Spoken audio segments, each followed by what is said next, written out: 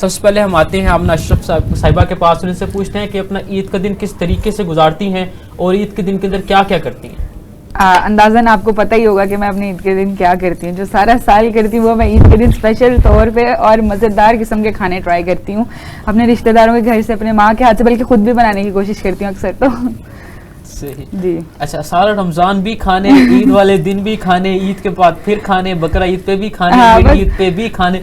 आप खाने खा खा खा खा के थकती नहीं है? नहीं, आप एक लाहौरी के खाने से क्या ही एक मोहब्बत एक्सपेक्ट कर रहे हैं कि मतलब वो क्या अपने खाने से, एक मिनट, आप एक लाहौरी से क्या एक्सपेक्ट करेंगे उसको खाने से मोहब्बत नहीं होगी?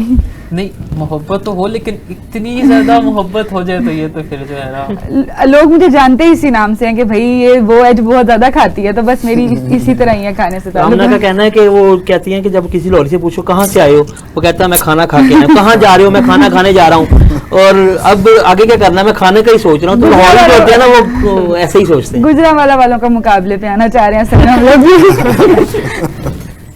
इसके साथ हमारे साथ मौजूद हैं रबिया खान साहिबा, इनसे पूछते हैं कि आप अपने ईद के दिन को किस तरीके से शुरुआत करती हैं और ईद के दिन के अंदर क्या क्या करती हैं आप? शुरुआत सफाइयों से होती है घर की, क्योंकि घर वालों को एक मुफ्त की काम वाली मिली हुई है रबिया खान। लेकिन खैर सफाइयाँ वगैरह करके उसके अलावा फिर घर वालों के लिए नाश्ता बनाना होता है, फिर अपना जो होता है एक रोज़ा तोड़ना होता है, कुछ मीठा खा के वो खाते हैं, फिर नाश्ते होते हैं सबके, उसके बाद फिर दोपहर के खाने की तैयारियां शुरू हो जाती हैं। फिर यही होता है दावत होती है पहले दिन हमारी तरफ, फिर दूसरे दिन हमने जाना होता है पुप्पो की तरफ, तो ऐसे ही होता है।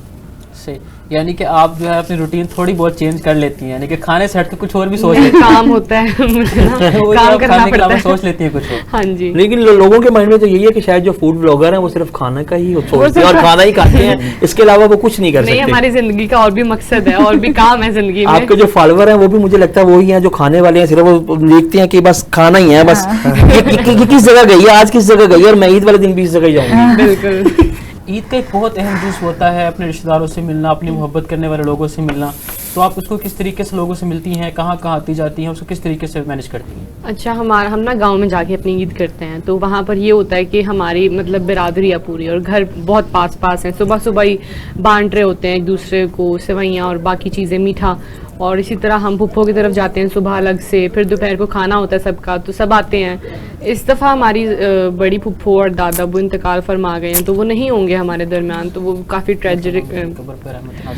काफ़ी ट्रॉमेटिक है हमारे लिए, लेकिन ज़िंदगी का हिस्सा चलना तो पड़ता है, तो वो एक कमी महसूस ज़रूर होगी, लेकिन वो ये है कि फिर दुआओं के अंदर तो वो या साथ आपके रहते ही हैं, लेकिन जो हमारे साथ सलामत हैं अल्लाह पाक उनको ज़िंदगी दें, मेरे पेरेंट्स और मेरी बाकी फुप्पो चाचू वगैरह, तो उनसे हम मिलते रहते हैं, वो आते हैं, उनके बच्चे हमारे साथ होते हैं, तो काफ़ी एक अच्छा सा दिन होता है कि सब छेड़खानियाँ कर रहे होते हैं, ईद मांग रहे होते हैं एक दूसरे से, तो काफ़ी ये मतलब पाकीज़ा सी चीज़ है, बहुत अच्छी चीज़ है। आमना, आप किस तरीके से मिलती हैं ईद वाले दिन लोगों से, या सिर्फ खाना ही खाती रहती हैं सारा दिन? असल में ये है कि पूरा साल खाने पे ध्यान होता है, तो जो ईद वाले दिन है ना, तो रिश्तेदारों से भी हम मिल ही लेते हैं, क्योंकि वो एक एहसास होता है कि हाँ हमारी फैमिली भी एग्जिस्ट करती है, क्योंकि आजकल के आपको पता है इतने मसरूफियात हैं हमारे कि हमें वैसे फैमिली से मिलने का टाइम नहीं मिलता, तो ऐसे कोई भी हॉलीडे हो तो हम लोग जाके मिल लेते हैं, स्पेशली ईद्स पे।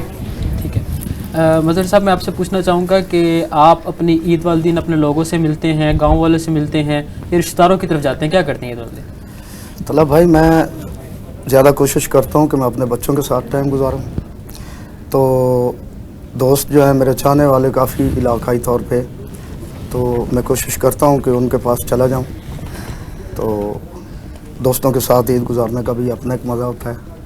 लेकिन बच्चे जो फैमिली जो है हमारी, हम दिन रात इवेंट पे होते हैं, तो फिर उनको टाइम नहीं दे पाते, तो इसलिए ऐसे मौक़ों पर मैं कोशिश करता हूँ कि अपने बच्चों को टाइम दूँ, अपनी फैमिली को टाइम दूँ। तो हम जानते हैं आमना से, आमना आपकी ईदी कितनी इकट्ठी हो जाती है? ईद लेती है या ईद देती है? ये दुख मत पूछिए, ये बताए बयान नहीं होगा। अब सारे आके कहते हैं कि तुम बड़ी हो गई है, तुम ईदी दो, तो मैं कहती हूँ मैं अभी भी बच्ची हूँ, मुझे ईदी दी जाए, ना कि मैं किसी को देनी पड़े। तो मैं तो अब सबसे छुप के इधर आ गई हूँ आपके पास, आपसे ईदी लेने।